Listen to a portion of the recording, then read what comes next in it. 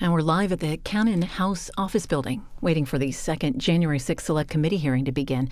Among the witnesses today, former Fox News political editor Chris Stirewalt.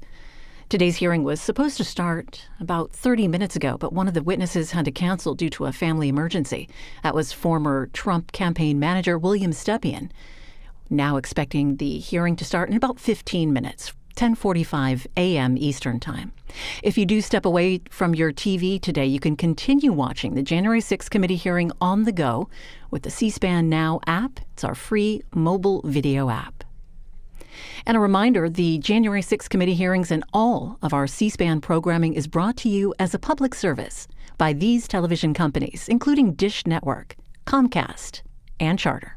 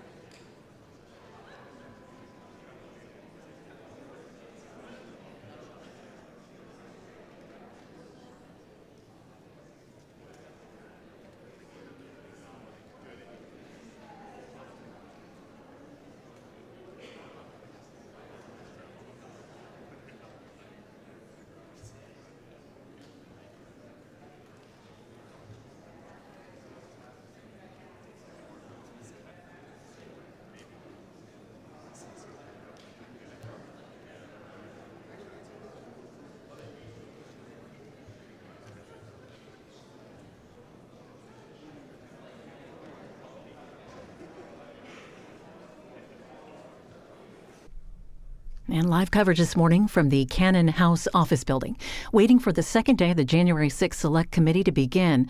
It's the first of 3 hearings this week. We're going to be hearing from witnesses today, tomorrow, and Thursday. We'll be showing each day's hearing again in the evening on the C-SPAN networks if you missed the live coverage during the day. Today, testimony from former Fox News political editor Chris Stirewalt. Due to a family emergency, former Trump campaign manager William Stepien will not be appearing as scheduled today. He was to testify under subpoena.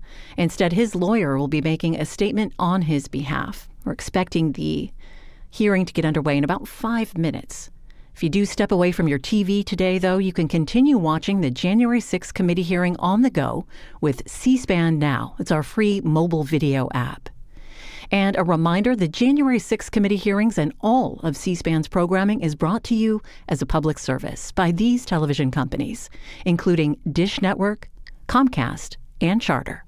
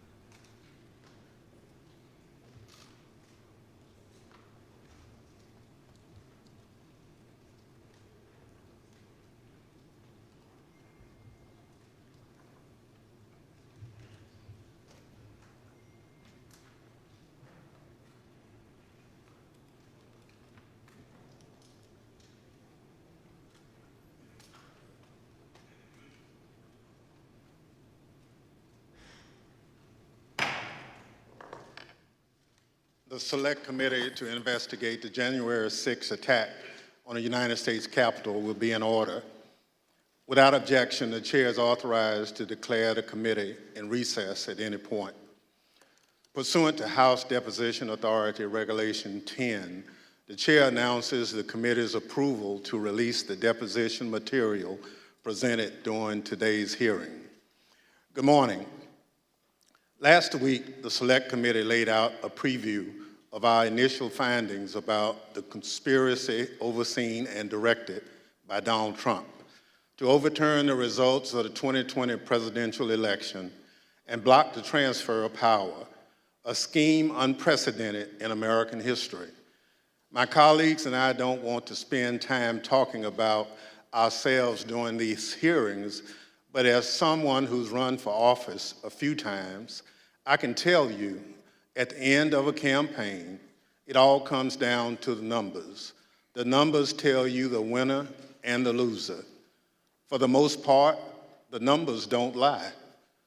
But if something doesn't add up with the numbers, you go to court to get resolution. And that's the end of the line. We accept those results. That's what it means to respect the rule of law. That's what it means to seek elective office in our democracy. Because those numbers aren't just numbers, they're votes. They're your votes. They are the will and the voice of the people.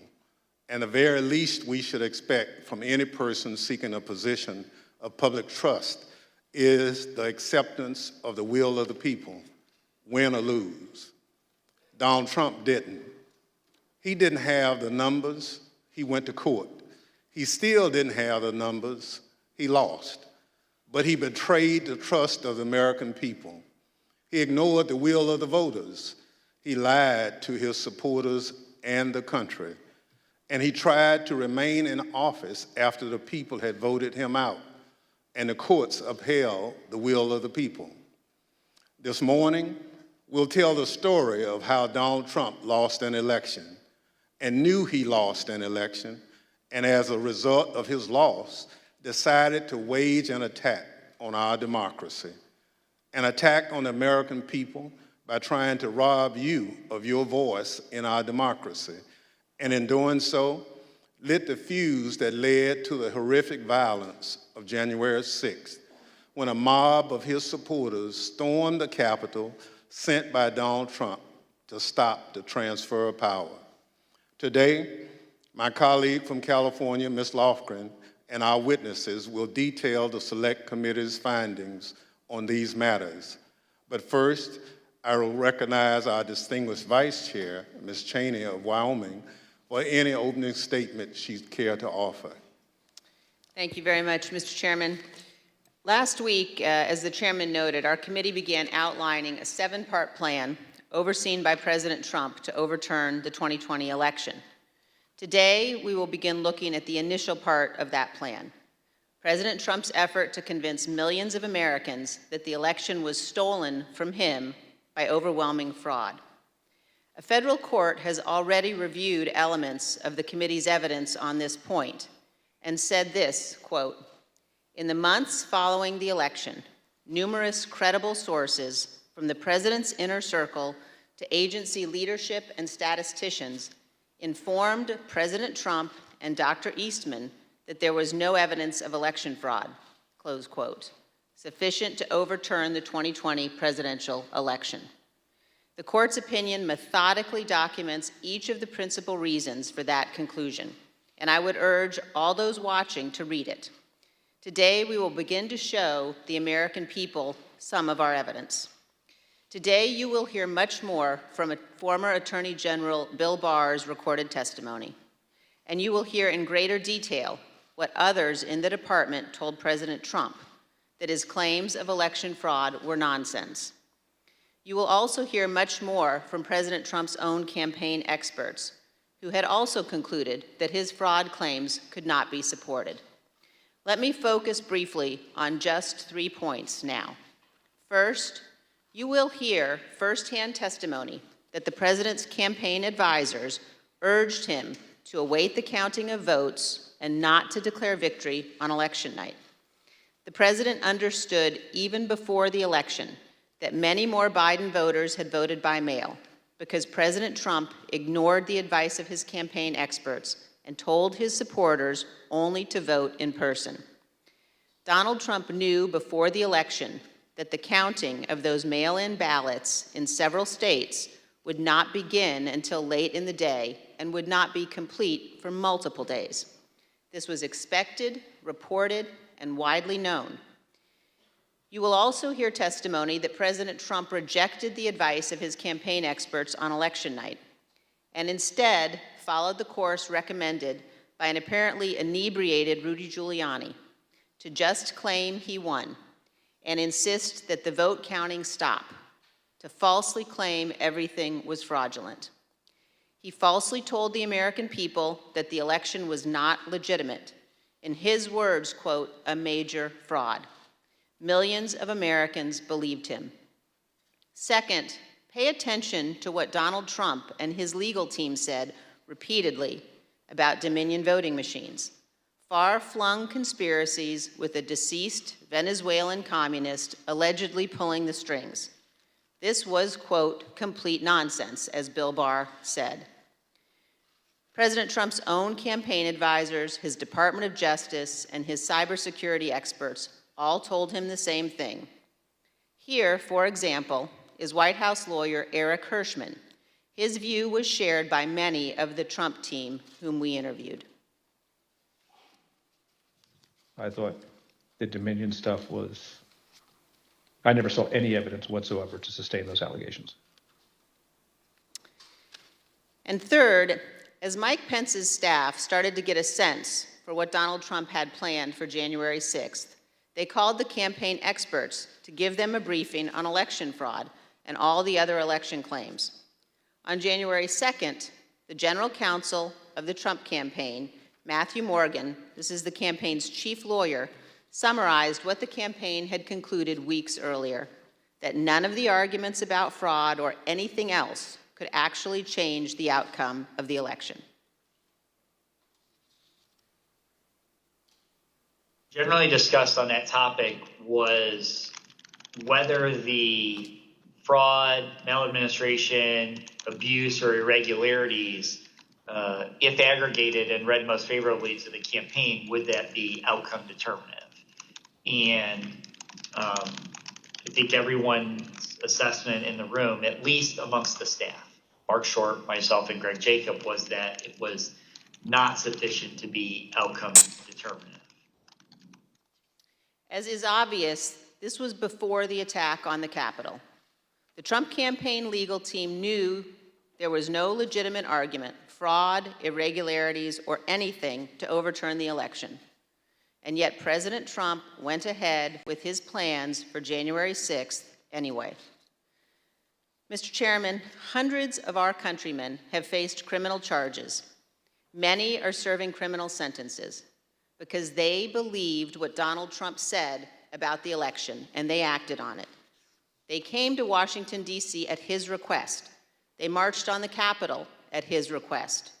And hundreds of them besieged and invaded the building at the heart of our constitutional republic. As one conservative editorial board put it recently, quote, Mr. Trump betrayed his supporters by conning them on January 6th, and he is still doing it. Another conservative editorial board that has long supported President Trump said last week, Donald Trump, quote, won't stop insisting that 2020 was stolen, even though he has offered no proof that that is true.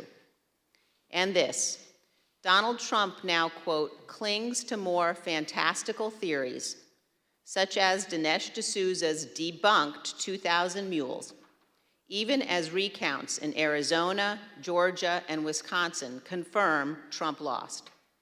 Those are the correct conclusions to draw from the evidence gathered by this committee.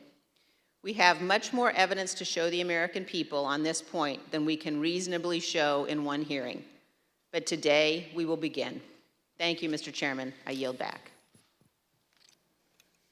Without objection, the chair recognizes the gentlewoman from California, Ms. Lofgren, for an opening statement. Well, thank you, Mr. Chairman. In our opening hearing, we gave an overview of our investigation into the January 6th attack. The plot to overthrow the election was complex and had many parts, which we'll explore in remaining hearings. But today, we examine the false narrative that the 2020 election was, quote, stolen. Former President Trump's plan to overturn the election relied on a sustained effort to deceive millions of Americans with knowingly false claims of election fraud. All elements of the plot relied on convincing his supporters about these false claims. Today, we'll demonstrate the 2020 election was not stolen. The American people elected President Joe Biden. We'll present evidence that Mr. Trump's claims of election fraud were false, that he and his closest advisors knew those claims were false, but they continued to peddle them anyway, right up until the moments before a mob of Trump supporters attacked the Capitol. We'll also show that the Trump campaign used these false claims of election fraud to raise hundreds of millions of dollars from supporters who were told their donations were for the legal fight in the courts. But the Trump campaign didn't use the money for that. The big lie was also a big ripoff. The former president laid the groundwork for these false claims well in advance of the election. As early as April 2020, Mr. Trump claimed that the only way he could lose an election would be as a result of fraud. You know the things with bundling and all of the things that are happening with votes by mail, where thousands of votes are gathered, and I'm not going to say which party does it, but thousands of votes are gathered and they come in and they're dumped in a location, and then all of a sudden you lose elections that you think you're going to win. The only way we're going to lose this election is if the election is rigged. Remember that. It's the only way we're going to lose this election. This is going to be a fraud like you've never seen. Did you see what's going on? Take a look at West Virginia, mailmen selling the ballots. They're being sold. They're being dumped in rivers. This is a horrible thing for our country. This is not going to end well. Mr. Trump decided even before the election that regardless of the facts and the truth, if he lost the election, he would claim it was rigged. Mr. Trump was right about one thing. It did not end well. On election night, Mr. Trump claimed even before the votes were counted that his loss was a result of fraud. Now, Thursday, we had testimony from Attorney General Barr about the Department of Justice investigation of Mr. Trump's fraud claims. Barr told Trump directly that his claims were BS. Yet, after hearing the truth and that warning from the AG, Mr. Trump continued to peddle the false claims of fraud. You'll hear detailed testimony from Attorney General Barr describing the various election fraud claims the Department of Justice investigated. He'll tell you how he told Mr. Trump repeatedly that there was no merit to those claims. Mr. Barr will tell us that Mr. Trump's election night claims of fraud were made without regard to the truth and before it was even possible to look for evidence of fraud. Attorney General Barr wasn't alone. You'll see and hear today other Department of Justice officials and senior advisors to Mr. Trump that they told him the claims he was making were not supported by evidence. The election fraud claims were false. Mr. Trump's closest advisors knew it. Mr. Trump knew it. That didn't stop him from pushing the false claims and urging his supporters to, quote, fight like hell, to, quote, take back their country. After he lost the election, various legal challenges were made. You'll hear testimony today from a renowned Republican election litigation lawyer who will explain the normal process by which candidates challenge an election. Rather than accept the results of the election and the decisions of the courts, Mr. Trump pursued a different strategy. He tried to convince the American people the election had been stolen. Many of his supporters believed him, and many still believe him today. The attack on January 6th was a direct and predictable result of Mr. Trump's decision to use false claims of election fraud to overturn the election and to cling to power. Mr. Chairman, I yield back. Thank you very much. I now welcome our first witness. We're joined today by former Fox News politics editor Chris Stirewalt. Bill Stepien, President Trump's former campaign manager, was subpoenaed to be here and was in Washington this morning, prepared to testify. Kevin Marino, Mr. Stepien's attorney, is here with us today. Thank you, Mr. Marino, for coming. And he has advised us that Mr. Stepien's wife went into labor this morning. Mr. Stepien unexpectedly had to travel to be with his wife, and we wish him the best. Due to the depth and rigor of our investigation, we have several hours of Mr. Stepien's testimony from when we interviewed him in February, and we will be presenting that testimony today. I'll now swear in our witness. The witness will please stand and raise his right hand. Do you swear or affirm on the penalty of perjury that the testimony you're about to give is the truth, the whole truth, and nothing but the truth? So help you God. Thank you. You may be seated. Let the record reflect the witness answered in the affirmative. I now recognize myself for questions. I want to start by showing a video that tells the story of what was going on in the Trump White House on election night in November of 2020. Do you remember where you were on the night of the election, November the 3rd? I was at the White House. You know where specifically over the course of that night you spent your time within the White House? There was an event that was organized in the residence, so I moved between the residence, a room sort of off the residence where some family members were. I take it the president was upstairs in the residence. He was upstairs. We were kind of on the first floor, so not upstairs. We were with, mostly with Ivanka and her brothers and a couple other people who'd be coming in and out. Can you just describe the atmosphere? What were people expecting that night when you got to the White House? I think that there was, typically for people who show up there on election night, it's going to be a self-select, more positive environment. I think people were a little bit nervous, not knowing what was going to happen with the red wave or the red mirage as the debate was being carried out. The Fox News Decision Desk is calling Arizona for Joe Biden. That is a big get for the Biden campaign. Arizona's called. Do you remember that? I do. What do you remember happening where you were when Arizona was called? There was surprise at the call. Who was surprised? Most everyone in the room. Were you being one of them? Yes. Did that shift the atmosphere or the attitude in the White House? Completely. How so? Can you describe that? Because Fox News was the first one to go out and say that. So was it anger kind of directed towards Fox News for making a call more so than like disappointment that maybe the campaign lost Arizona? All the above. So both anger and disappointment. Both disappointment with Fox and concerned that maybe our data or our numbers weren't accurate. Were you in the White House residence during the sort of past midnight into the early morning hours of November 4th? Yes, oh sure. It went over beyond midnight, yes. Do you remember Rudy Giuliani being at the White House on election night and into the early hours the next morning? I do. What do you remember about when he came? He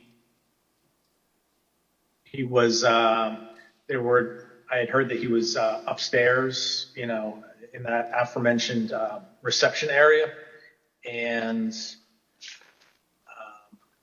he was looking to talk to the president, and it was suggested instead that he come talk to several of us down off the map room. You said that you had heard that Mr. Giuliani wanted to talk to the president, and then he was directed your way. Did you end up talking to Mr. Giuliani when he was directed your way? I did. What was that conversation? A lot of conversations were directed my way. A few of us, myself, Jason Miller, Justin Clark, and Mark Meadows, gathered in a room off the map room to listen to whatever Rudy presumably wanted to say to the president. Was there anyone in that conversation who, in your observation, had too much to drink? Like Mayor Giuliani. Tell me more about that. What was your observation about his potential intoxication during that discussion about what the president should say when he's addressed the nation on election night? And the mayor was definitely intoxicated, but I do not know his level of intoxication when he spoke with the president, for example. Were you part of any discussions with the people I mentioned, Mr. Stepien, Mr. Meadows, or anyone else, about whether the president should make any sort of speech on election night? I mean, I spoke to the president. They may have been present, but President spoke to the president several times that night. There were suggestions by, I believe it was Mayor Giuliani, to go and declare victory and say that we'd won it outright. It was far too early to be making any calls like that. Ballots were still being counted. Ballots were still going to be counted for days. And it was far too early to be making any proclamation like that. I remember saying that, to the best of my memory, I was saying that we should not go and declare victory until we had a better sense of the numbers. Okay, can you be more specific about that conversation, in particular what Mayor Giuliani said, your response, and then anybody else in the room's response? I think effectively Mayor Giuliani was saying, we won it, they're stealing it from us, where'd all the votes come from? We need to go say that we won. And essentially that anyone who didn't agree with that position was being weak. What was your view at the time as to what he should or shouldn't say?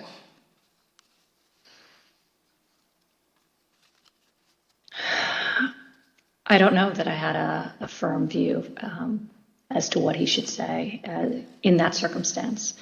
The results were still being counted. It was becoming clear that the race would not be called on election night. My belief, my recommendation was to say that votes were still being counted. It's too early to tell, too early to call the race, but we proud of the race we ran, and we think we're in good position, and we'll have more to say about this the next day or the next day whenever we had something to say. And did anybody who was a part of that conversation disagree with your message? Yes. Who was that? The president disagreed with that. I don't recall the particular words. He thought I was wrong. He told me so, and that they were gonna go he was gonna go in a different direction. This is a fraud on the American public. This is an embarrassment to our country. We were getting ready to win this election. Frankly, we did win this election. We did win this election.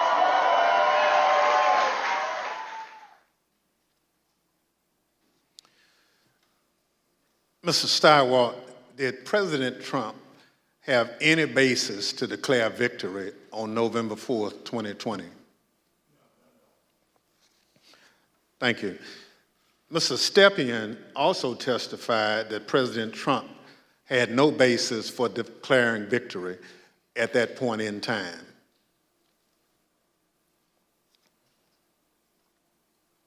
My belief, my recommendation was to say that votes were still being counted. It's too early to tell, too early to call the race, but we proud of the race we ran, and we think we're in good position, and we'll have more to say about this the next day or the next day whenever we had something to say. Thank you. Mr. Stirewalt, after the votes were counted, who won the presidential election of 2020? Joseph Robinette Biden Jr. of the great state of Delaware. Thank you. That's the bottom line.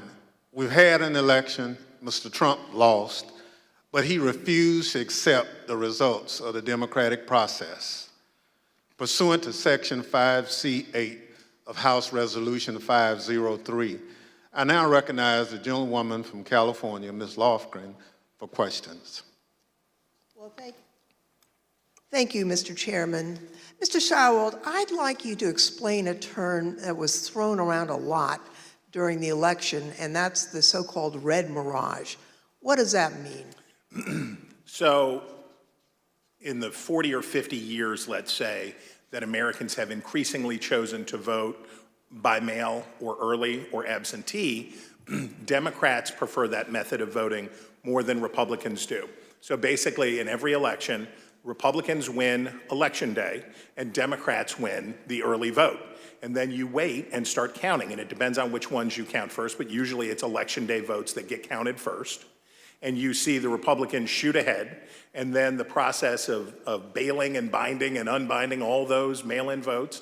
And some states like Pennsylvania refuse to count the votes first, so you have to wait for all of that to come in. So in every election, certainly a national election, you expect to see the Republican with a lead, but it's not really a lead. When you put together a jigsaw puzzle, it doesn't matter which piece you put in first. It ends up with the same image. So for us, who cares? But that's because no candidate had ever tried to avail themselves of this quirk in the election counting system. We had gone to pains, and I'm proud of the pains we went to make sure that we were informing viewers that this was going to happen, because the Trump campaign and the president had made it clear that they were going to try to exploit this anomaly. And we knew it was going to be bigger because the percentage of early votes was higher, right? We went from about 45% of the votes being early and absentee to, because of the pandemic, that increased by about 50%. So we knew it would be longer, we knew it would be more. So we wanted to keep telling viewers, hey, look, the number that you see here is sort of irrelevant because it's only a small percentage of these votes. So this red mirage, that's really what you expected to happen on election night. Happens every time. Thank you, Mr. Stirewalt. Now, I'd like to play a clip of Attorney General Bill Barr, who also explains what was expected to happen on election night. Right out of the box on election night, the president claimed that there was major fraud underway. I mean, this happened, as far as I could tell, before there was actually any potential of looking at evidence. And it seemed to be based on the dynamic that at the end of the evening, a lot of Democratic votes came in, which changed the vote counts in certain states. And that seemed to be the basis for this broad claim that there was major fraud. And I didn't think much of that because people had been talking for weeks, and everyone understood for weeks that that was going to be what happened on election night. Mr. Stepien obviously could not be with us today, and it's proper for him to be with his wife as they welcome their child. But he also had discussions with the president about the red mirage, that is, that it would be a long night and that early votes would favor him, but that lots more votes would be counted over the course of the night and the days after. So let's play clip 1 from our interview with Mr. Stepien. I recounted back to that conversation with him, in which I said, just like I said in 2016, it was going to be a long night. I told him in 2020 that, it was going to be a process again, as, the early returns are going to be, positive, and we're going to, be watching the returns of ballots as, they rolled in thereafter. So is it fair to say you're trying to present what you thought would be a realistic picture of what might happen over the course of that night, being election night? That night and the days that followed. Yeah, I always told the president the truth, and I think he expected that from me, and I told him it was going to be a process. It was going to be, we're going to have to wait and see how this turned out. So I just like I did in 2016, I did the same thing in 2020. So let's watch a short clip of President Trump speaking after he received that information from his campaign advisors. We want all voting to stop. We don't want them to find any ballots at 4 o'clock in the morning and add them to the list. So when former President Trump said that, it contradicted what his advisors had warned would happen. We all know that mail-in ballots played an important role in the 2020 election. However, President Trump continuously discouraged mail-in voting. Mr. Stepien was so concerned about the president's position on mail-in voting that in the summer of 2020, he met with President Trump along with House Minority Leader Kevin McCarthy. Let's play clip 4. Meeting that was had, in particular, I invited Kevin McCarthy to join the meeting, he being of like mind on the issue with me, in which we made our case for why we believed mail-in voting not to be a bad thing for his campaign.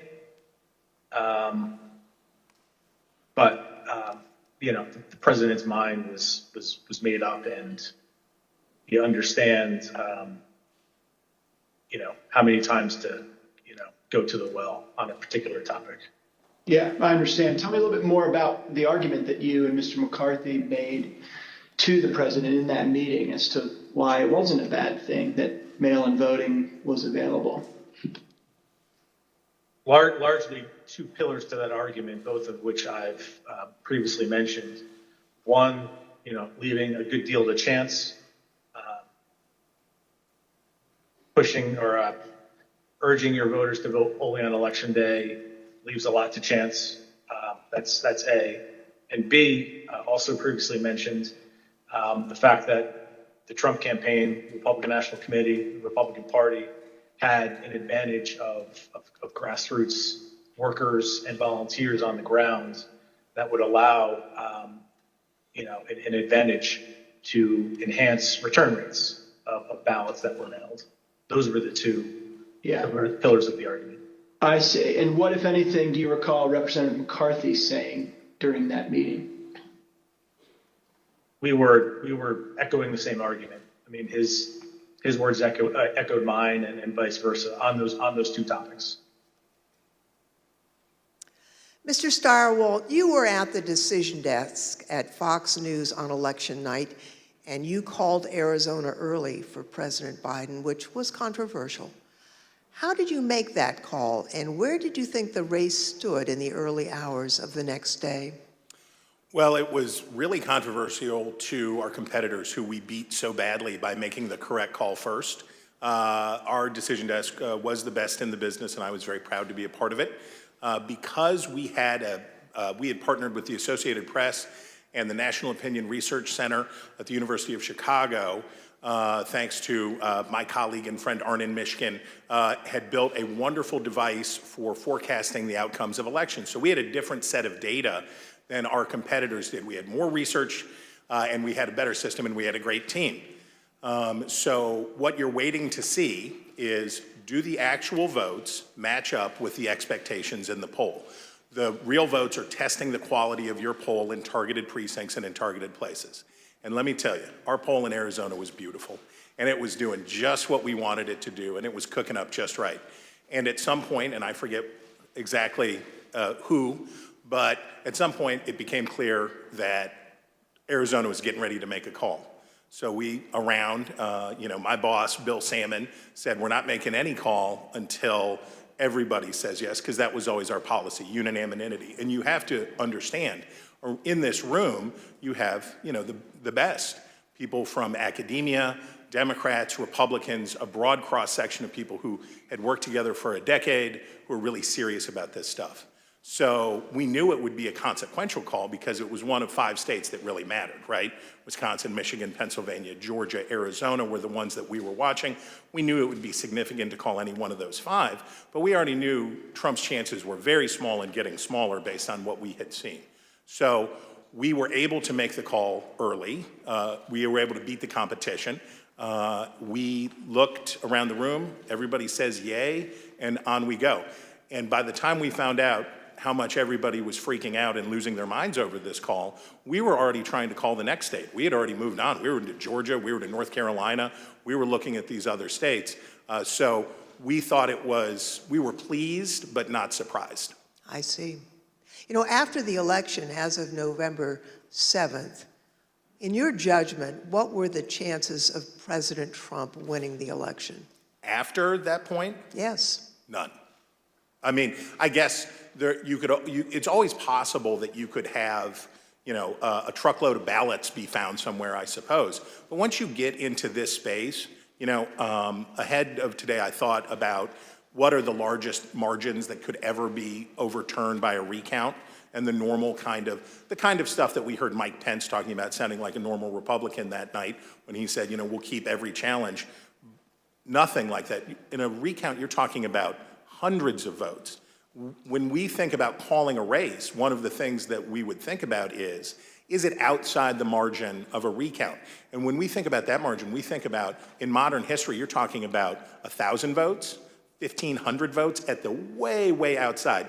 Normally, you're talking about hundreds of votes, maybe 300 votes that are going to change. So the idea that through any normal process in any of these states, remember, he had to do it thrice, right? He needed 3 of these states to change. And in order to do that, I mean, you're at an infant. You're better off to play the Powerball than to have that come in. On November 7th, the other major news outlets called the race for President Biden. Now, Mr. Stepien told the committee that he thought the odds were, and this is a quote, very, very, very bleak, and held a meeting with the president that same day. Let's show clip 8, video clip 8. I mean, with each day that wore on, I mean, the trajectory of the race, on election night, Trump ahead in many states. And as that week wore on, as the 3rd became the 4th, became the 5th, and so on and so forth, and the vote by mail ballots were tabulated, Trump's lead, grew more narrow, and in some places, Biden surpassed, Trump in the vote totals. So as the week wore on, as we paid attention to those numbers multiple times a day, internally, I was feeling less confident for sure. What was your view on the state of the election at that point? Very, very, very bleak. We told him, the group that went over there outlined, my belief in chances for success at this point, and then we pegged it at 5, maybe 10% based on recounts that either were automatically initiated or could be initiated based on realistic legal challenges, not all the legal challenges that eventually were pursued. But it was my belief is that it was a very, very 5 to 10%. It's not a very good optimistic outlook. Now, as President Trump and others continued to claim that the election was stolen, there were lawyers who were a part of the campaign lawyers, who were responsible for investigating the fraud claims. That includes Alex Cannon, who could not validate the claims that were being made, including those being made by the president. Let's roll video 13. This is an email. It's two emails, actually. The first is from Alex Cannon to you and Faith McPherson. And then you forward that email on to Mark Meadows, Justin Clark, and Jason Miller, the subject being AZ Federal ID voters. If you look at the original email there, it says, Bill, we completed the AZ analysis you requested. I assume that's about Arizona. And because of the substantial uncertainty surrounding the databases, this is a highly unreliable way to identify ineligible voters. Can you explain the task that you gave to Ms. Cannon for this Arizona analysis? Sure. Previously, I described some of my frustration with some of the claims that people would throw at President Trump regarding, you need to look at this, this happened in this state or that happened in that state. And it would be, those would flow to us to look into. I talked about that before, I think. Yep. This is an example of that. I recall in Arizona, someone had thrown out, I believe this to be the claim, that there were thousands of illegal citizens, people not eligible to vote, having cast their ballots in Arizona. Someone had thrown out that claim to President Trump. And with, the margins being as close as they were, as I previously described, that could potentially matter. So this wild claim is thrown out, which, on its face didn't seem, realistic or possible to me. I asked Alex to look at the claim, and I haven't read this full email, but I recall the response to that. The reality of that was not illegal citizens voting in the election. I think it was like overseas voters voting in the election. So obviously, people who were eligible to vote. When these findings were passed up the chain to President Trump, he became frustrated and he replaced the campaign's legal team. Let's play clip 14. I think the president, it was during the second week where things like you displayed were occurring, where he was growing increasingly unhappy with his team, me less so because I was less involved at this point, but still me growing increasingly unhappy with Justin Clark, and that kind of paved the way for Justin to be moved out and Mayor Giuliani to be moved in as the person in charge of the legal side of the campaign, and for all intents and purposes, the campaign at that point. Now, when Mr. Stepien became campaign manager, he was the second Trump campaign manager for the 2020 race, and there were only about 115 days until Election Day. So let's play the video. I inherited a campaign that was, the day I was hired was, I believe, President Trump's low point in the 2020 daily average polling against President Biden. It was a campaign at a low point in the polls. It was structurally and fiscally deficient. There was a great deal wrong with the campaign in both of those areas. So most of my day spent fixing and I think I took over with 115 days left in the campaign. Most of my time was spent fixing the things that could be fixed with 115 days left in the campaign. Now, Mr. Stepien has been in the campaign field for a long time, and he worked for lots of different candidates and campaigns. He testified to this committee about his concerns given the claims that Mr. Giuliani and Ms. Powell and their team were making publicly. Let's play clip 15. Okay, and was it important for you, Mr. Stepien, to sort of pull back just for your own professional reputation? You didn't want to be associated with some of what you were hearing from the Giuliani team and others that sort of stepped in the wake of your departure? I didn't mind being categorized. There were two groups of, we called them kind of my team and Rudy's team. I didn't mind being characterized as being part of Team Normal, as reporters, kind of started to do around that point in time.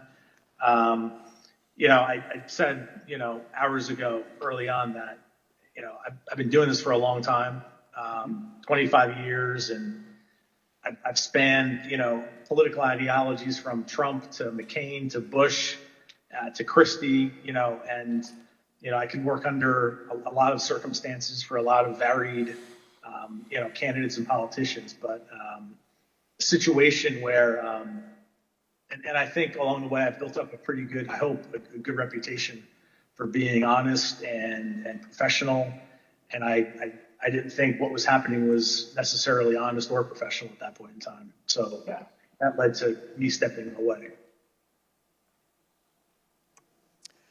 So the president did get rid of Team Normal, and I'd like to play a clip showing that the president found the people he needed to perpetuate his claims of fraud.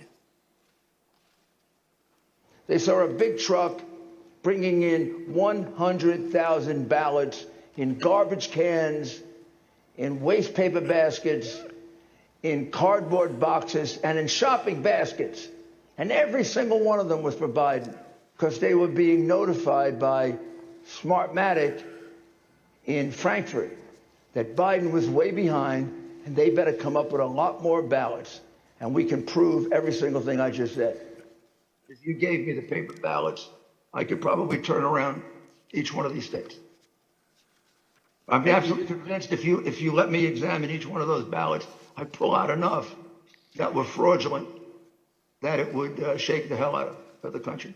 It can set and run an algorithm that probably ran all over the country to take a certain percentage of votes from President Trump and flip them to President Biden, which we might never have uncovered had the votes for President Trump not been so overwhelming in so many of these states that it broke the algorithm. I remember that one of the things Mark said at some point was, you can't show an actual vote was flipped, which I found at the time to be a remarkable assertion because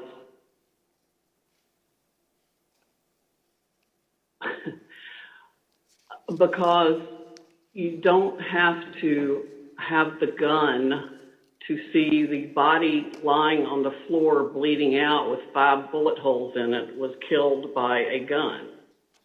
What they were proposing, I thought was nuts. And the theory was also completely nuts, right? I mean, it was a combination of Italians, Germans. I mean, different things have been floating around as to who was involved. I remember Hugo Chavez and the Venezuelan. She has an affidavit from somebody who says they wrote a software in, it's something with the Philippines, and just all over the radar. Did you ever share, Mr. Kushner, your view of Mr. Giuliani? Did you ever share your perspective about him with the president? I guess,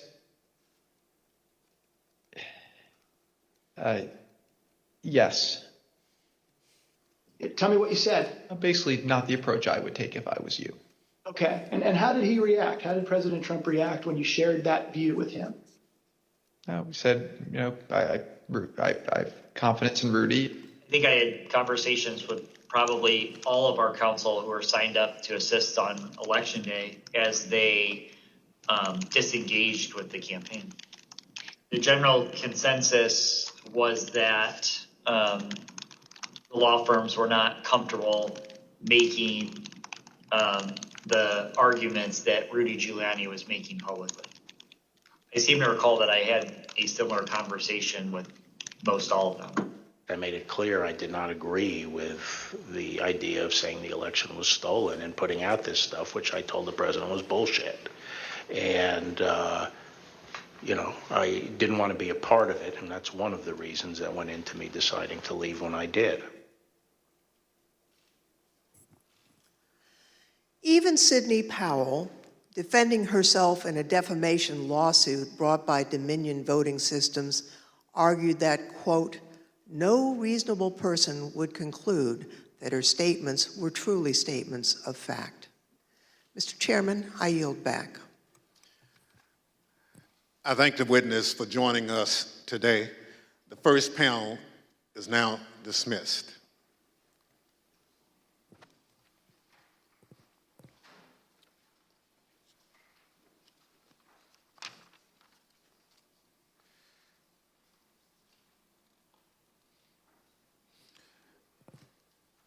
Without objection, the chair recognizes the gentlewoman from California, Ms. Lofgren.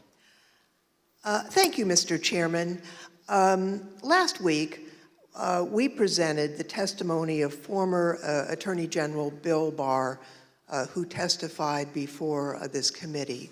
Today, we present additional evidence, including his testimony that former President Trump started making claims of election fraud immediately after the election, and that Barr concluded the claims were untrue.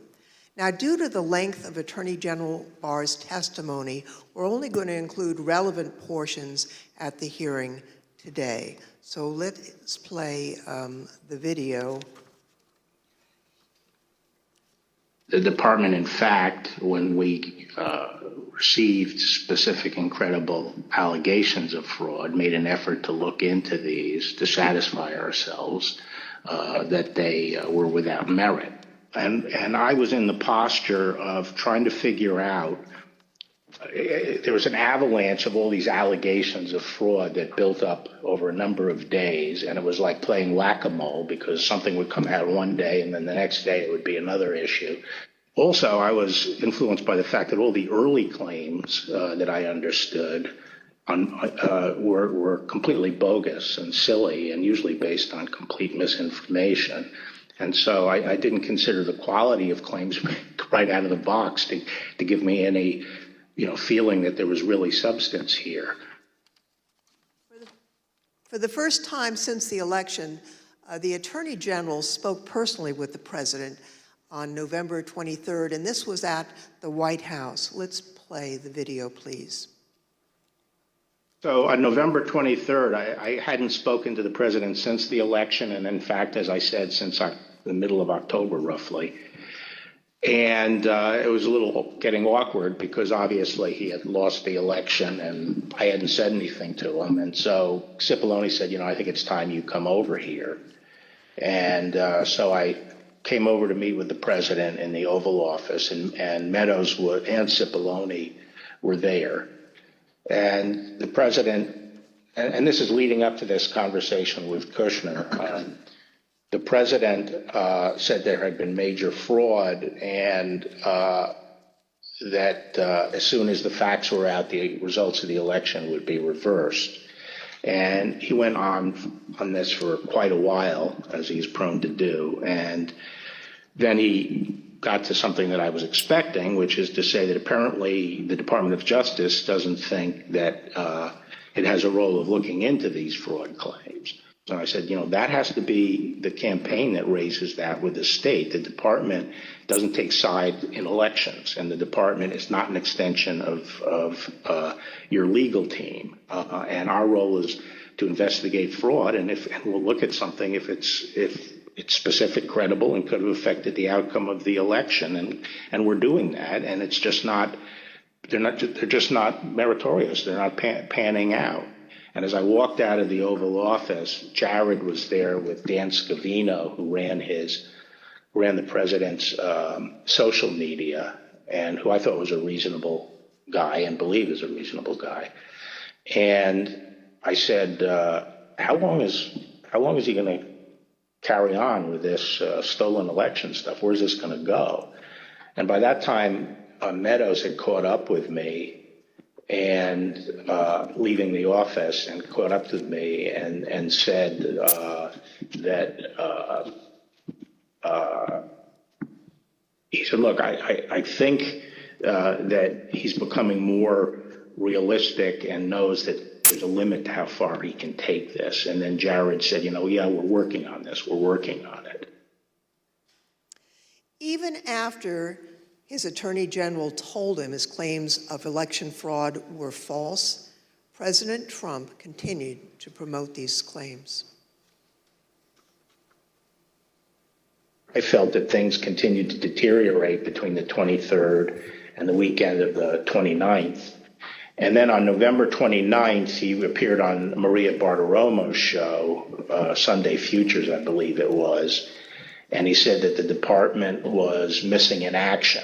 Well, no, we had glitches where they moved thousands of votes from my account to Biden's account, and these are glitches. So they're not glitches, they're theft, they're fraud, absolute fraud. This election was over, and then they did dumps. They call them dumps, big, massive dumps in Michigan and Pennsylvania and all over. How the FBI and Department of Justice, I don't know, maybe they're involved, but how people are allowed to get away from this stuff with this stuff is unbelievable. Now, spurred by what he saw, Barr told the Associated Press on December 1st that there was no evidence of election fraud. And immediately after Attorney General Barr's statement went public, Mr. Trump berated and he nearly fired Barr. But Barr persisted in telling the president that there was no evidence to support the fraud claims. This got under my skin, but I also felt it was time for me to say something. So I set up a lunch with the AP reporter, Mike Balsamo, and I told him at lunch, I made this statement that to date we have not seen fraud on a scale that could have affected a different outcome in the election. I had a later meeting scheduled at the White House at 3 o'clock with Meadows. This was previously scheduled, so I knew this was going to come up, and I went over there and I told my secretary that I thought I would probably be fired and told not to go home. I mean, not to go back to my office. So I said, you might have to pack up for me. And so when I got over there, I met with the chief of staff. He said the president was angry. He didn't really get into the issue of the fraud. And then I went up to Pat Cipollone's office and we were talking with each other. And word came down that he wanted us both to go to the Oval. And the president was as mad as I've ever seen him, and he was trying to control himself. And the president said, well, this is killing me. You didn't have to say this. You must have said this because you hate Trump. You hate Trump. And then he raised the big vote dump, as he called it, in Detroit. And that, he said people saw boxes coming into the counting station at all hours of the morning and so forth. And I explained to him that at that point, I knew the exact number of precincts in Detroit. I think it was 630 something. I said, Mr. President, there are 630 precincts in Detroit, and unlike elsewhere in the state, they centralized the counting process, so they're not counted in each precinct. They're moved to counting stations, and so the normal process would involve boxes coming in at all different hours. So there's nothing. And I said, did anyone point out to you, did all the people complaining about it point out to you, you actually did better in Detroit than you did last time? I mean, there's no indication of fraud in Detroit. And I told him that the stuff that his people were shoveling out to the public was bullshit. I mean, that the claims of fraud were bullshit. And, he was indignant about that. And I reiterated that they'd wasted a whole month on these claims on the Dominion voting machines, and they were idiotic claims. And I specifically raised the Dominion voting machines, which I found to be among the most disturbing allegations. Disturbing in the sense that I saw absolutely zero basis for the allegations, but they were made in such a sensational way that they obviously were influencing a lot of people, members of the public, that there was this systemic corruption in the system and that their votes didn't count and that these machines controlled by somebody else were actually determining it, which was complete nonsense. And it was being laid out there. And I told them that it was crazy stuff and they were wasting their time on that. And it was doing a grave disservice to the country. Okay, so the very next day, the president released a video rehashing some of the very same claims that his chief law enforcement officer had told him were, quote, nonsense. Here's an example. This is Michigan. At 6:31 in the morning, a vote dump of 149,772 votes came in unexpectedly. We were winning by a lot. That batch was received in horror. We have a company that's very suspect. Its name is Dominion.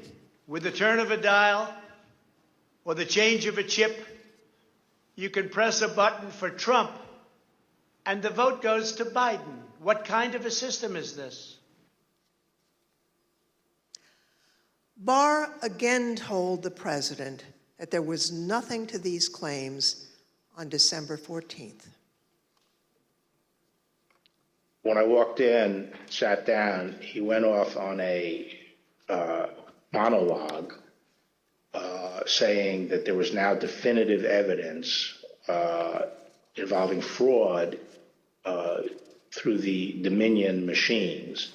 And a report had been prepared by a very reputable cybersecurity firm, which he identified as Allied Security Operations Group. And he held up the report, and then he asked that a copy of it be made for me. And while a copy was being made, he said, you know, this is absolute proof that the Dominion machines were rigged. The report means that I'm going to have a second term.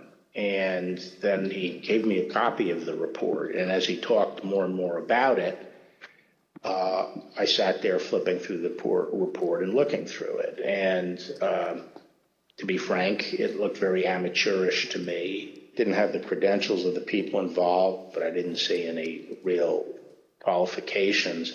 And the statements were made very conclusory, like, you know, these machines were designed to, you know, engage in fraud or something to that effect, but I didn't see any supporting information for it. And I was somewhat demoralized because I thought, boy, if he really believes this stuff, he has, you know, lost contact with he's become detached from reality if he really believes this stuff.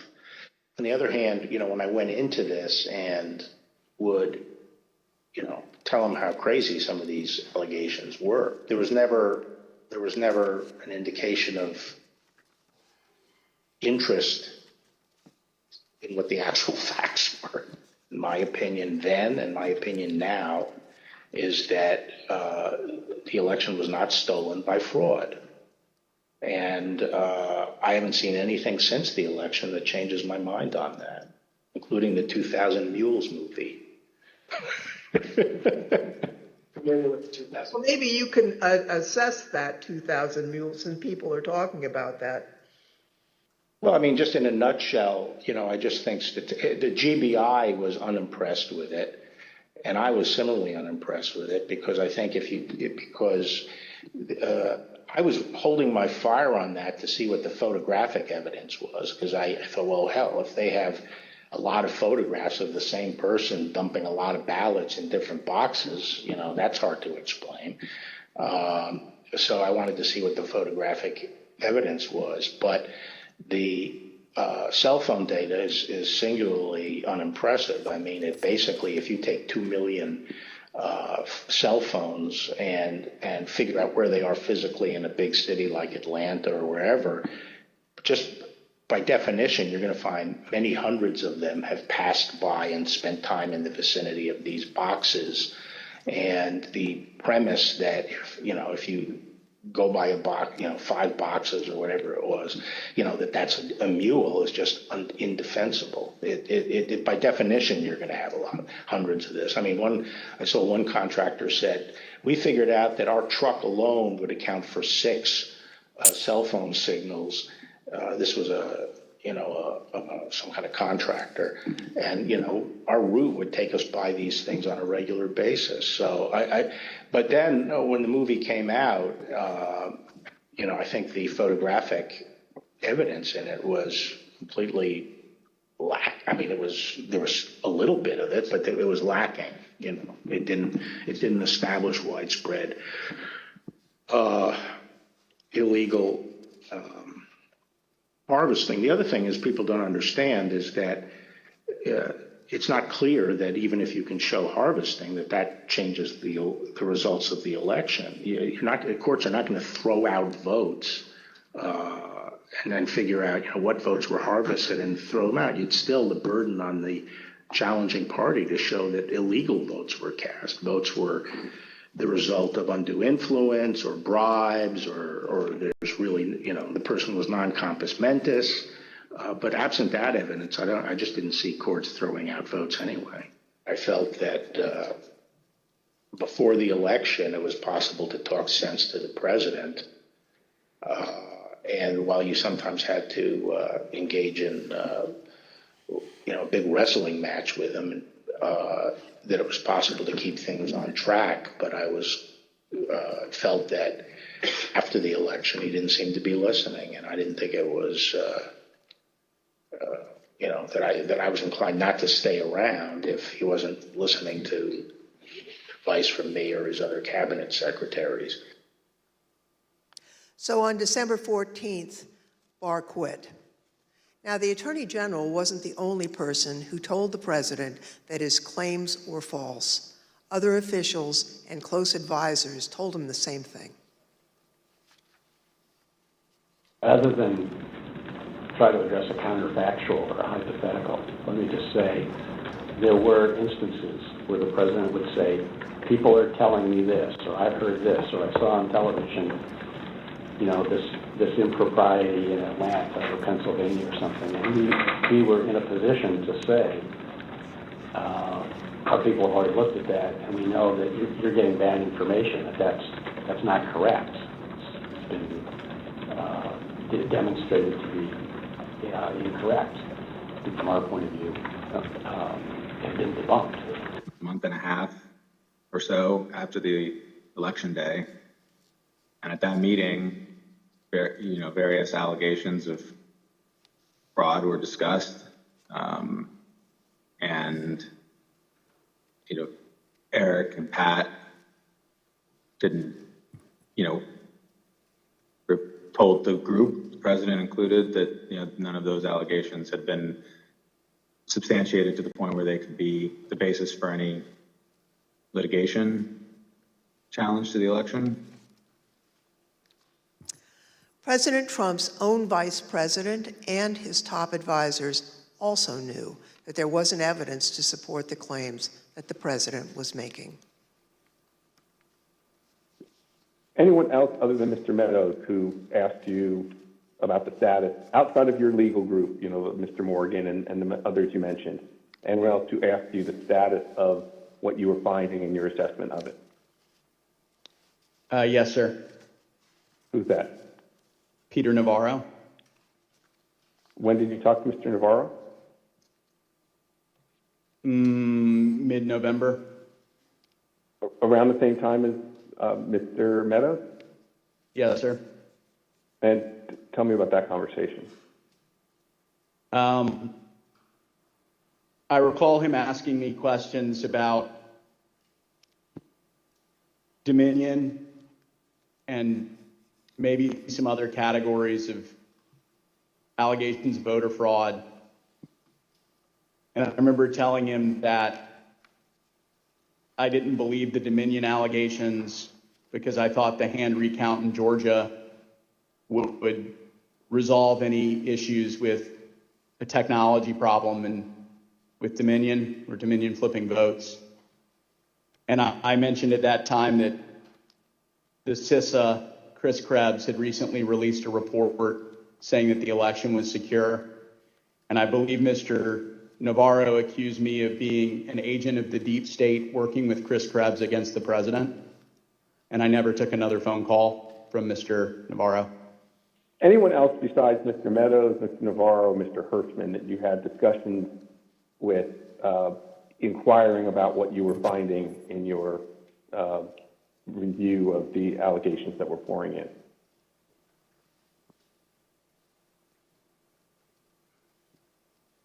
I believe I had about a 15-second conversation with the vice president about it as well. When was that? During one of the visits to the White House. I don't know which one. I think it was the first one in November. I had met him briefly at the campaign, and he remembered me and saw me. And he asked what I was doing on the campaign, and I told him that, we were looking into some of the issues related to voter fraud. And he asked me, I don't remember his exact words, but he asked me if we were finding anything. And I said that I didn't believe we were finding it, or I was not personally finding anything sufficient to alter the results of the election. And he thanked me. That was our interaction. At a later hearing, you'll hear live testimony from the former acting Deputy Attorney General of the Department of Justice, Rich Donoghue. But now I'd like to play a portion of his testimony. I tried to, again, put this in perspective and to try to put it in very clear terms to the president. And I said something to the effect of, sir, we've done dozens of investigations, hundreds of interviews. The major allegations are not supported by the evidence developed. We've looked in Georgia, Pennsylvania, Michigan, Nevada. We're doing our job. Much of the info you're getting is false. And then I went into, for instance, this thing from Michigan, this report about 68% error rate. Reality is it was only 0.0063% error rate, less than 1 in 15,000. So the president accepted that. He said, okay, fine, but what about the others? And again, this gets back to the point that there were so many of these allegations that when you gave him a very direct answer on one of them, he wouldn't fight us on it, but he would move to another allegation. So then I talked about a little bit about the Pennsylvania truck driver. This is another allegation that had come up.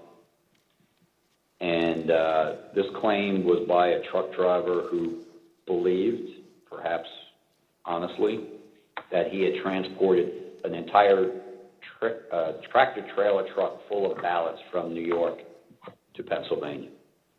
And this was, again, out there in the public and discussed. And I essentially said, look, we looked at that allegation.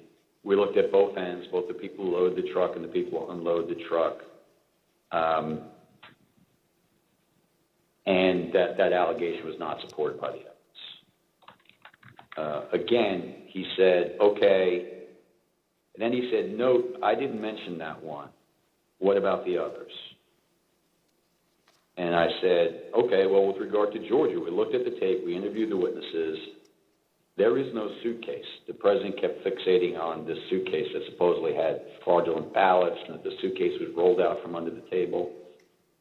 And I said, no, sir, there is no suitcase. You can watch that video over and over. There is no suitcase. There is a wheeled bin where they carry the ballots, and that's just how they move ballots around that facility. There's nothing suspicious about that at all. I told them that there was no multiple scanning of the ballots. One part of that allegation was that they were taking one ballot and scanning it through 3 or 4 or 5 times to rack up votes, presumably for Vice President Biden. I told him that the video did not support that. Then he went off on double voting. At the top of the next page, he said, dead people are voting. Indians are getting paid to vote. He meant people on Native American reservations. He said there's lots of fraud going on here. Told him flat out that much of the information he's getting is false and or just not supported by the evidence. We look at the allegations, but they don't pan out. Mr. Barr and his advisors were not the only ones who determined that the president's allegations regarding Dominion voting machines were false. So, Mr. Chairman, I ask unanimous consent to include in the record of this hearing reports issued by the Department of Homeland Security's Cybersecurity and Infrastructure Security Agency, otherwise known as CISA, that addressed and rejected the claims of manipulation of voting machines in the 2020 election. Without objection, so ordered.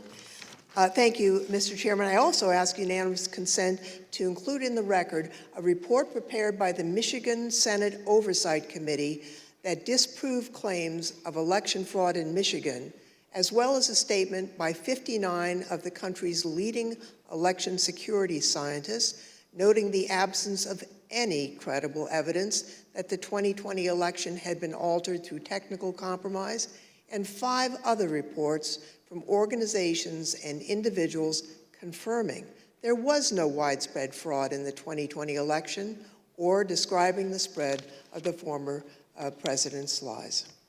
Without objection, so ordered. Thank you, Mr. Chairman, and I yield back.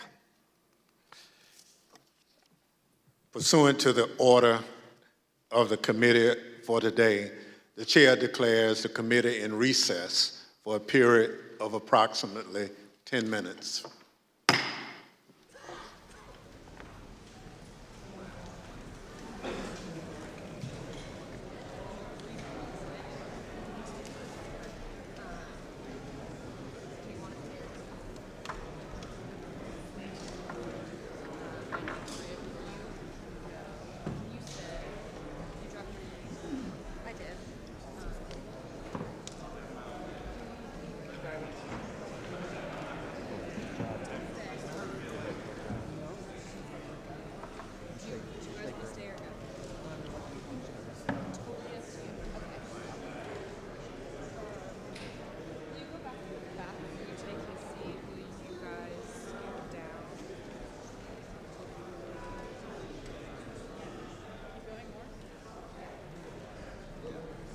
I'm going to stay. I'm just going to go to use the restroom.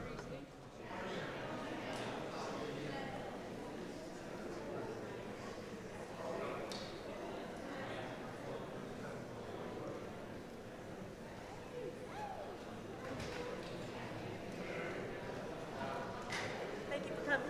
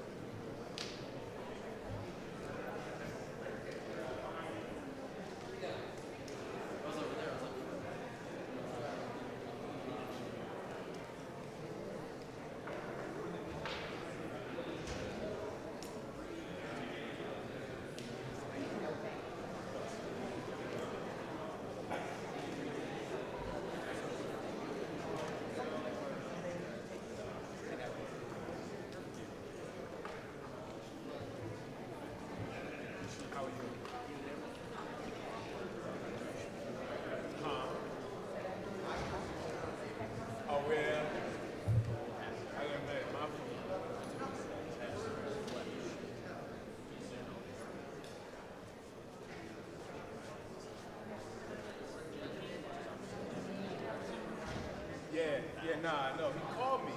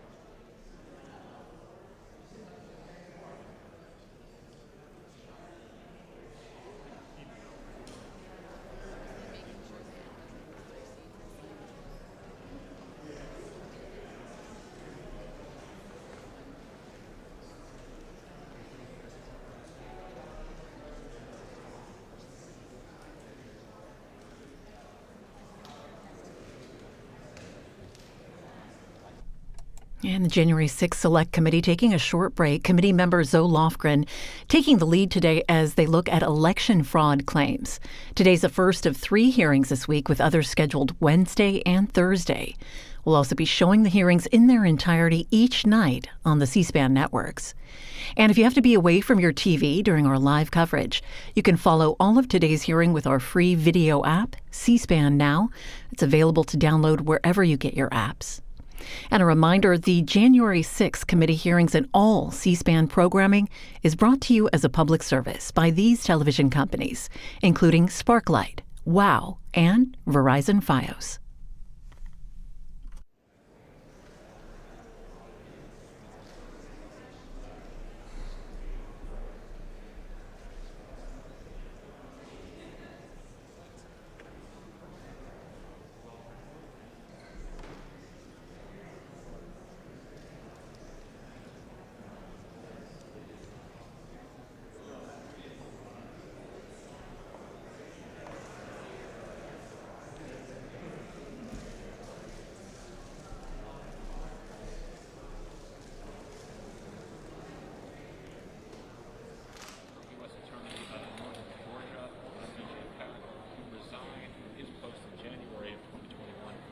being told that the president was going to fire him because he was not getting enough treated.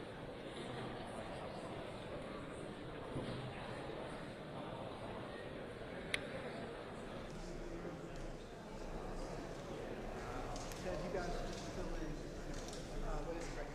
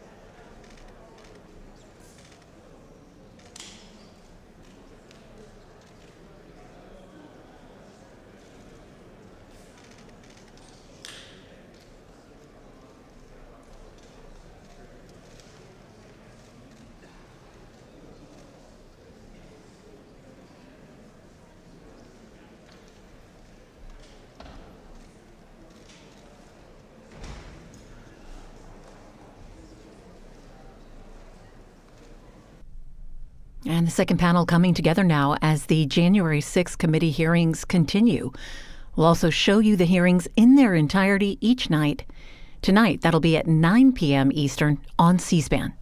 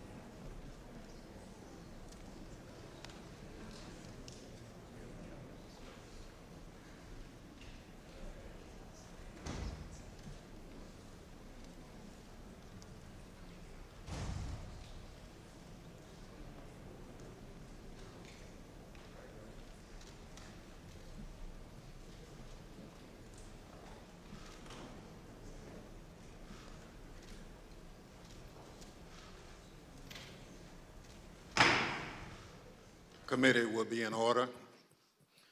I now welcome our second panel of witnesses. We're joined today by B.J. Pack, Al Smith, and Ben Ginsberg. Mr. Pack is the former United States Attorney for the Northern District of Georgia. Mr. Smith is a former city commissioner for the city of Philadelphia, where he served for more than 10 years. Mr. Ginsberg is one of the leading election law attorneys in the country and has represented Republican presidential candidates in election litigation dating back to 2000, where he represented George W. Bush in the Bush v. Gore litigation. I will now swear in our witnesses. Please stand and raise your right hand. Do you swear or affirm on the penalty of perjury that the testimony you're about to give is the truth, the whole truth, and nothing but the truth, so help you God? Thank you. Please be seated.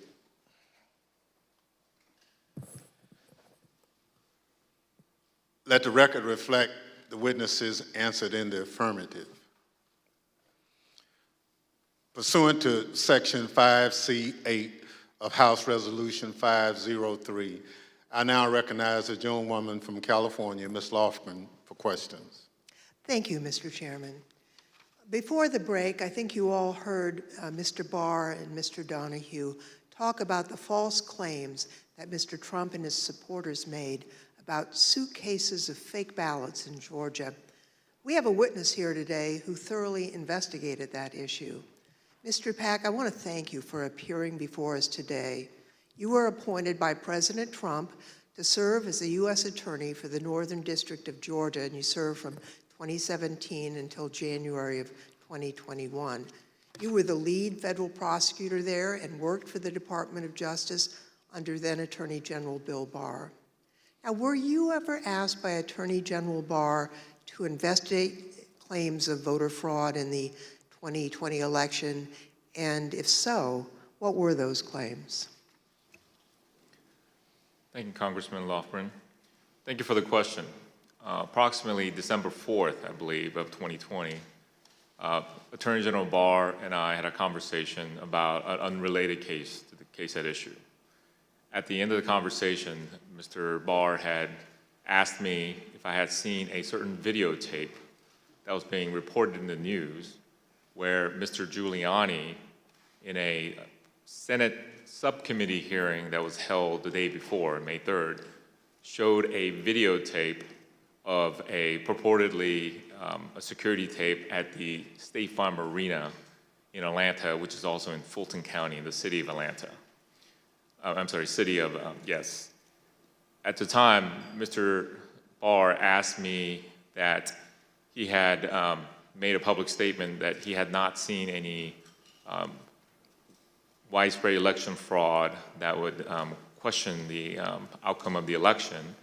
And because of the videotape and the serious allegation that Mr. Giuliani was making with respect to the suitcase full of ballots purported in the video, he asked me to find out what I could about it, because he had envisioned that in some days after our call that he was going to go to the White House for a meeting, and then that issue might come up.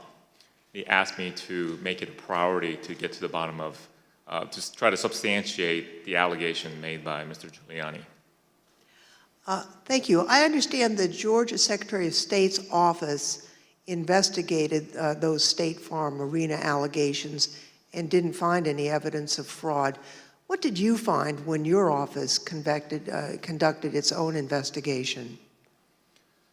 We found that the suitcase full of ballots, the alleged black suitcase that was being seen pulled from under the table, was actually an official lockbox where ballots were kept safe. We found out that there was a mistake in terms of a misunderstanding that they were done counting ballots or tallying ballots for the night, and the partisan watchers that was assigned by each of the respective parties were announced to send home. But once they realized the mistake, someone from the Secretary of State's office had indicated that, no, we're not done for the night. You need to go ahead and continue counting. So once they packed up the lockbox full of ballots, they brought back the official ballot box again and continued to tally the ballots from the lockbox. Unfortunately, during the Senate hearing, Mr. Giuliani only played a clip that showed them pulling out the official ballot box from under the table and referring to that as a smoking gun of fraud in Fulton County. But in actuality, in review of the entire video, it showed that that was actually an official ballot box that was kept underneath the tables. And then we saw them pack up because of the announcement that they thought they were done for the night. And then once the announcement was made that you should continue counting, they brought the ballot box out and they continued to count. The FBI interviewed the individuals that are depicted in the videos that purportedly were double, triple counting of the ballots, and determined that nothing irregular happened in the counting, and the allegations made by Mr. Giuliani were false. Thank you very much. I'd like to play again a testimony from Mr. Donahue, who appeared before the committee before today. Mr. Donahue, we talked at some length about whether or not the White House or the president was informed about the Antrim report. On the result of the investigations, the interviews that have gone on Fulton County, how would those results have been communicated to the White House, to the president? I don't know how they were initially communicated. I do know that they came up in subsequent conversations with the president, and Dag Rose and I essentially told him, we looked into that, and it's just not true. Okay, so he was informed. I told the president myself that several times in several conversations, that these allegations about ballots being smuggled in a suitcase and run through the machine several times, it was not true. That we looked at the video, we interviewed the witnesses, it was not true. Mr. Pack, after you left the U.S. Attorney's Office on January 4th, 2021, did the next U.S. Attorney there, I think Mr. Trump's personal pick, Bobby Christine, did he investigate any remaining claims of fraud? And if so, did he find any evidence that supported the president's claims of voter fraud? It is my understanding that Mr. Christine continued any investigations that were pending at the time of my departure, but he was unable to find any evidence of fraud that affected the outcome of the election. So after investigating the president's and Mr. Giuliani's claims about voter fraud in Georgia, is it your view today that there was no evidence of widespread fraud sufficient to undermine confidence in the outcome of the election in Georgia? That is correct. Thank you, Mr. Pack. And I want to thank you also for the service that you've given to our country. We appreciate that. Next, I'd like to turn to President Trump's false allegations about election integrity in Philadelphia. The Attorney General discussed these allegations at some length. You know, the idea, the president has repeatedly suggested that there was some kind of outpouring of unexpected votes in inner city areas like Philadelphia. As recently as January 13th, when he walked off the NPR set, he was asked by the interviewer, what's your evidence of fraud? And he said more people voted in Philadelphia than there were voters. And that was absolute rubbish. The turnout in Philadelphia was in line with the state's turnout. And in fact, it was not as impressive as many suburban counties. And there was nothing strange about the Philadelphia turnout. It wasn't like there was all these unexpected votes that came out in Philadelphia. So, I think once you actually look at the votes, and then there's an obvious explanation. For example, in Pennsylvania, Trump ran weaker than the Republican ticket generally. He ran weaker than two of the state candidates. He ran weaker than the congressional delegation running for federal Congress, and he ran weaker than the Republican, I think. I haven't looked at this recently, but he generally was a weak element on the Republican ticket. So that does not suggest that the election was stolen by fraud. How about Pennsylvania and Bill McSwain? We were talking to the U.S. Attorney in Philadelphia about an alleged discrepancy between the number of absentee ballots issued and the number of ballots cast. Right. So that was one of the big ones for a period of time. I think that was raised at Gettysburg by Giuliani or something like that. But it kept on being repeated, and I found it annoying because it didn't seem that it was right. So I called McSwain, and he got back to me. He said, no, the problem is that Mastriano threw out this number, and what he did was he mixed apples and oranges. He took the number of applications for the Republican primary, and he compared it to the number of absentee votes cast in the general election. But once you actually go and look and compare apples to apples, there's no discrepancy at all. And, that's one of I think at some point I covered that with the president. We have another witness here today who has detailed knowledge about the election process in Philadelphia. Mr. Schmidt, at the time of the 2020 presidential election, you were serving as the only Republican member of Philadelphia's three-member city commission, which is responsible for overseeing elections throughout the city. Is that correct? That's correct, Congressperson. So President Trump made numerous claims regarding fraudulent voting practices in Philadelphia, including the claim that dead people were voting. In fact, Mr. Giuliani told Pennsylvania state legislators that 8,000 dead people voted in Pennsylvania. You investigated those claims of voter fraud. Can you tell us what you found? Not only was there not evidence of 8,000 dead voters voting in Pennsylvania, there wasn't evidence of 8. We took seriously every case that was referred to us, no matter how fantastical, no matter how absurd, and took every one of those seriously, including these. As it turns out, even Mr. Trump's campaign lawyers knew that the dead voter claims weren't valid.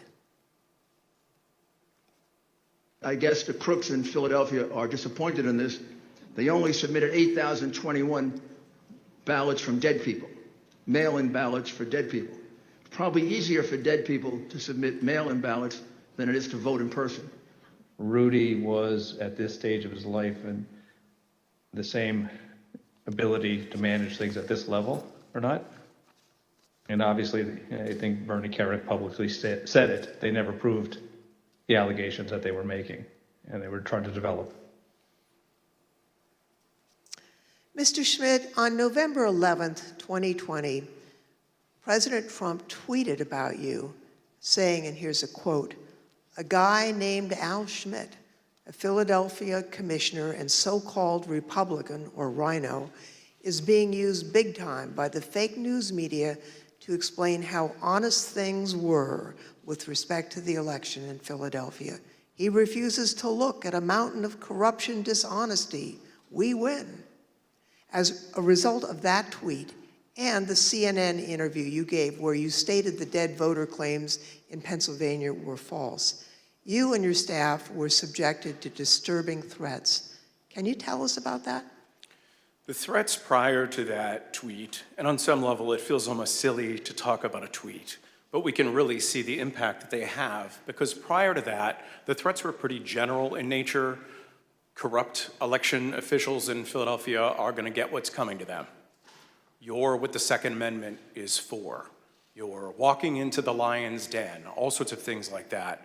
After the president tweeted at me by name, calling me out the way that he did, the threats became much more specific, much more graphic, and included not just me by name, but included members of my family by name, their ages, our address, pictures of our home, just every bit of detail that you could imagine.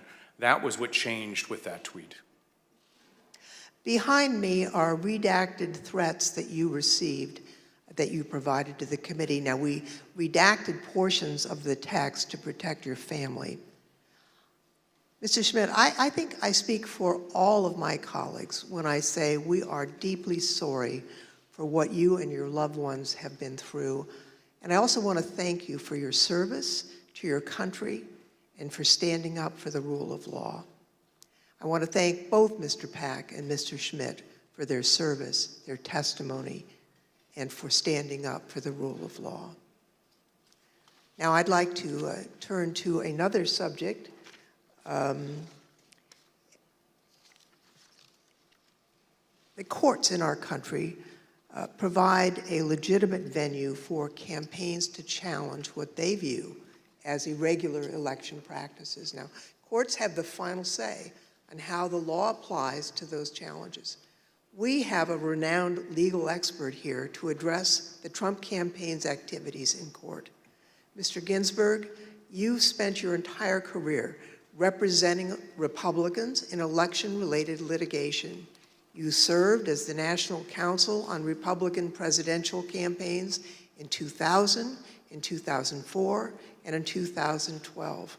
You played a key role in the 2000 Florida recount that led to the Supreme Court's decision in Bush v. Gore. You served as the co-chair of the Presidential Commission on election administration. I think it's fair to say you're the most prominent Republican lawyer who's litigated in the election field.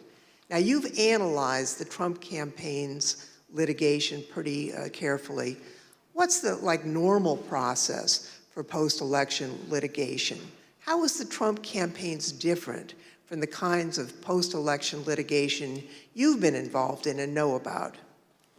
In the normal course of things, any campaign on the night of the election and the days after will do a couple of different things. One is that they'll analyze precinct results to look for abnormalities in the results, and they'll send people to those precincts to ask more questions. Secondly, all campaigns will have poll watchers and poll workers and observers in the polling place. And so campaigns will talk to those people if they saw any irregularities that could cause problems in the election. Now, the Trump campaign talked pre-election about having 50,000 poll workers. So presumably, they did have eyes on the ground in all these places. And so in the normal course of things, a campaign will analyze the reports that come in. Trump campaign had a couple of basic problems, however. Number one, the 2020 election was not close. In 2000, that was 537 and close. In this election, the most narrow margin was 10,000 and something in Arizona, and you just don't make up those sorts of numbers in recounts. And when the claims of fraud and irregularities were made, you've heard very compelling testimony from Mr. Stepien, from Matt Morgan, from Alex Cannon about those claims and how they didn't believe them. And so that put the Trump campaign on sort of a process of bringing cases without the actual evidence that you have to have in which the process is designed to bring out. So are you aware of any instance in which a court found the Trump campaign's fraud claims to be credible? No, there was never that instance. In all the cases that were brought, and I've looked at the more than 60 that include more than 180 counts, and no, the simple fact is that the Trump campaign did not make its case. The Select Committee has identified 62 post-election lawsuits filed by the Trump campaign and his allies between November 4th, 2020 and January 6th, 2021. Those cases resulted in 61 losses and only a single victory, which actually didn't affect the outcome for either candidate. Despite those 61 losses, President Trump and his allies claim that the courts refused to hear them out, and as a result, they never had their day in court. Mr. Ginsburg, what do you say about the claims that Mr. Trump wasn't given an opportunity to provide the evidence they had of voter fraud? Did they have their day in court? They did have their day in court. About half of those cases that you mentioned were dismissed at the procedural stage for a lack of standing. The proper people didn't bring the case, or there wasn't sufficient evidence and it got dismissed on a motion to dismiss. But in the other, there was discussion of the merits that was contained in the complaints. And in no instance did a court find that the charges of fraud were real. And it's also worth noting that even if the Trump campaign complained that it did not have its day in court, there have been post-election reviews in each of the 6 battleground states that could have made a difference.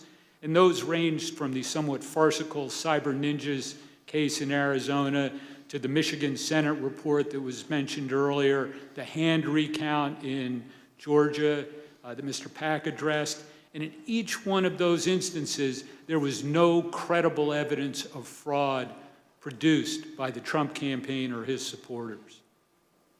Thank you. As Mr. Ginsburg has explained, there are no cases where the Trump campaign was able to convince a court that there was widespread fraud or irregularities in the 2020 election. Over and over, judges appointed by Democrats and Republicans alike directly refuted this false narrative. They called out the Trump campaign's lack of evidence for its claims, and the judges did that even in cases where they could have simply thrown out the lawsuit without writing a word. You can see behind me a few excerpts from the decisions in these 62 cases.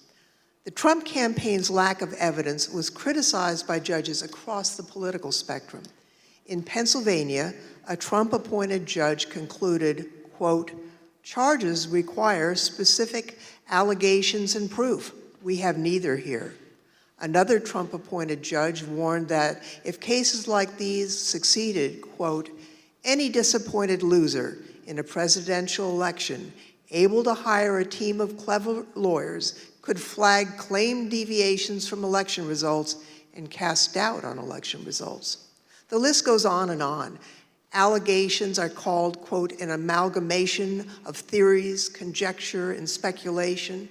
In another, strained legal arguments without merit, unsupported by evidence, derived from wholly unreliable sources, a fundamental and obvious misreading of the Constitution. The rejection of President Trump's litigation efforts was overwhelming.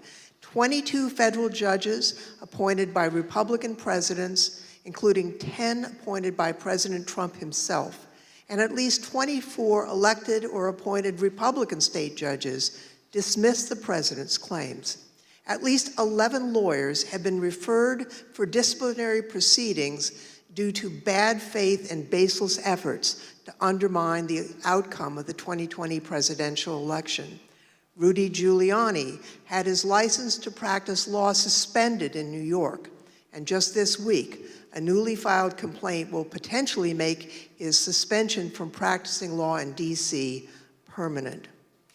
And as we've just heard from perhaps the most preeminent Republican election lawyer in recent history, the Trump campaign's unprecedented effort to overturn its election loss in court was a deeply damaging abuse of the judicial process. As stated by U.S. District Court Judge David Carter, this was, quote, "a coup in search of a legal theory."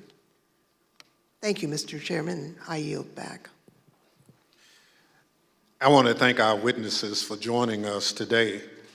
The members of the Select Committee may have additional questions for today's witnesses, and we ask that you respond expeditiously in writing to those questions. Without objection, members will be permitted 10 business days to submit statements for the record, including opening remarks and additional questions for the witnesses. The second panel of witnesses is now dismissed.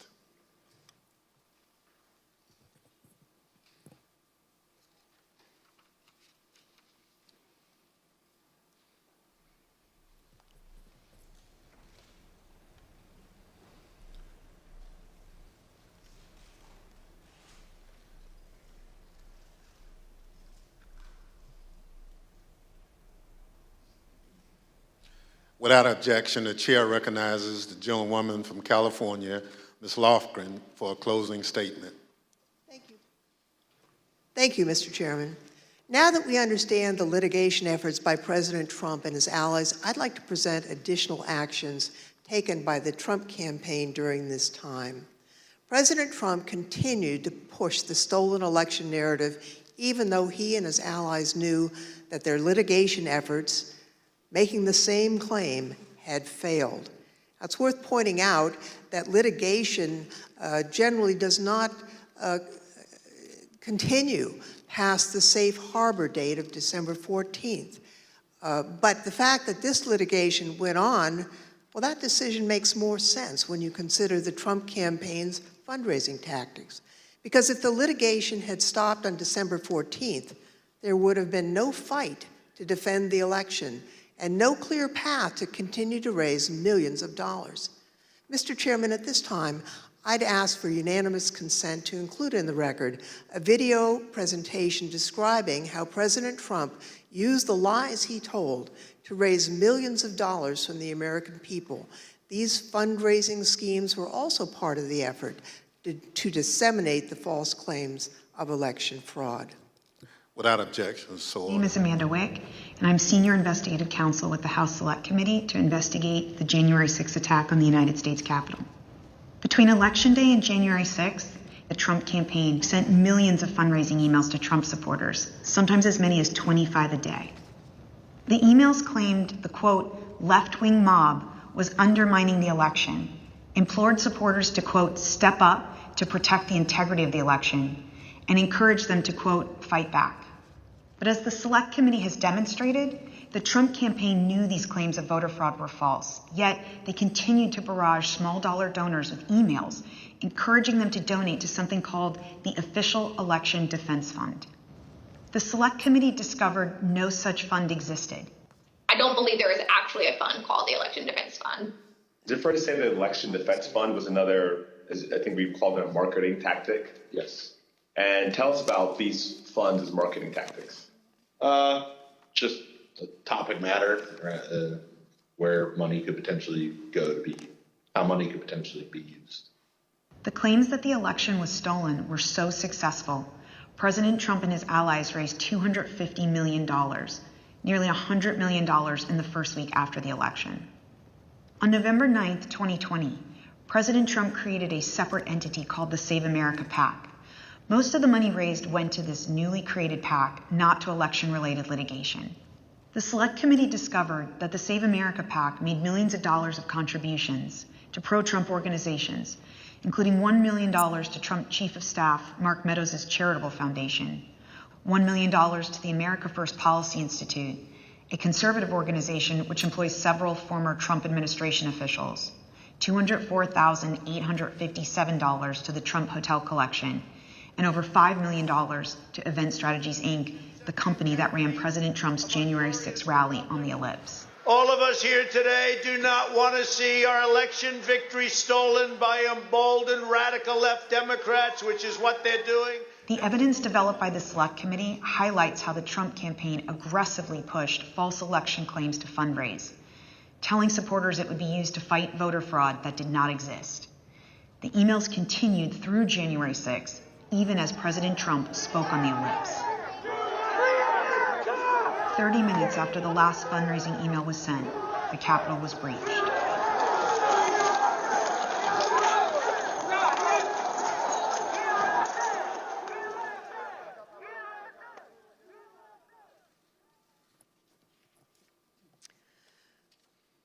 Every American is entitled and encouraged to participate in our electoral process. Political fundraising is part of that. Small dollar donors use scarce disposable income to support candidates and causes of their choosing, to make their voices heard. And those donors deserve the truth about what those funds will be used for. Throughout the committee's investigation, we found evidence that the Trump campaign and its surrogates misled donors as to where their funds would go and what they would be used for. So not only was there the big lie, there was the big ripoff. Donors deserve to know where their funds are really going. They deserve better than what President Trump and his team did. Mr. Chairman, I yield back. Without objection, the chair recognizes the gentlewoman from Wyoming, Ms. Cheney, for a closing statement. Thank you very much, Mr. Chairman. Mr. Chairman, I would like to thank all of our witnesses today. And I'd also like to, in particular, wish Mr. Stepien and his family all the best on the arrival of a new baby. Today's hearing, Mr. Chairman, was very narrowly focused. And in the coming days, you will see the committee move on to President Trump's broader planning for January 6th, including his plan to corrupt the Department of Justice and his detailed planning with lawyer John Eastman to pressure the Vice President, state legislatures, state officials, and others to overturn the election. Let me leave you today with one clip to preview what you will see in one of our hearings to come. This is the testimony of White House lawyer Eric Hirschman. John Eastman called Mr. Hirschman the day after January 6th, and here is how that conversation went. I said to him, are you out of your effing mind? Right? I said, I only want to hear two words coming out of your mouth from now on. Orderly transition.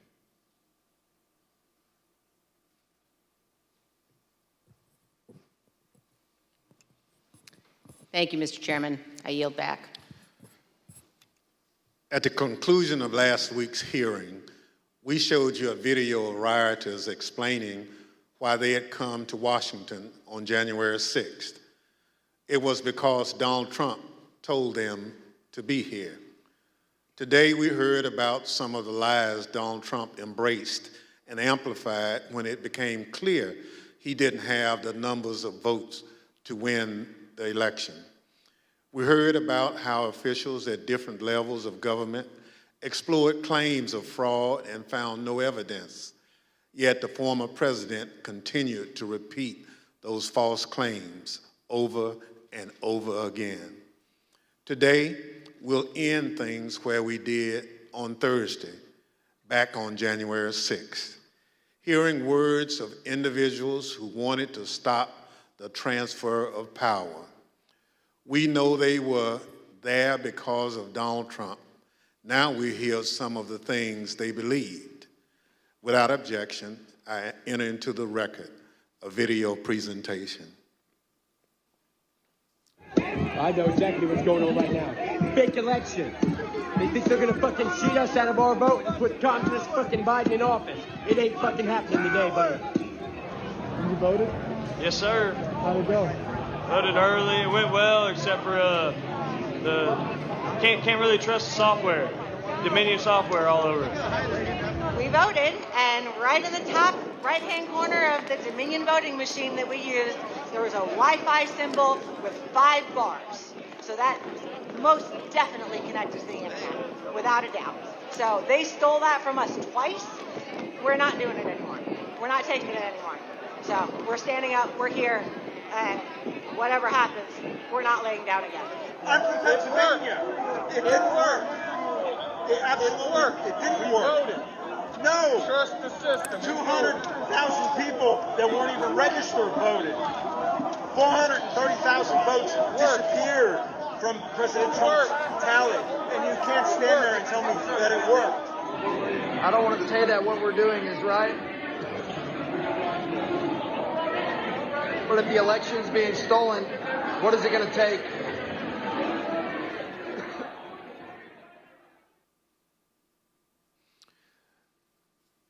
The chair requests those in the hearing room remain seated until the Capitol Police have escorted members from the room. Without objection, the committee stands adjourned.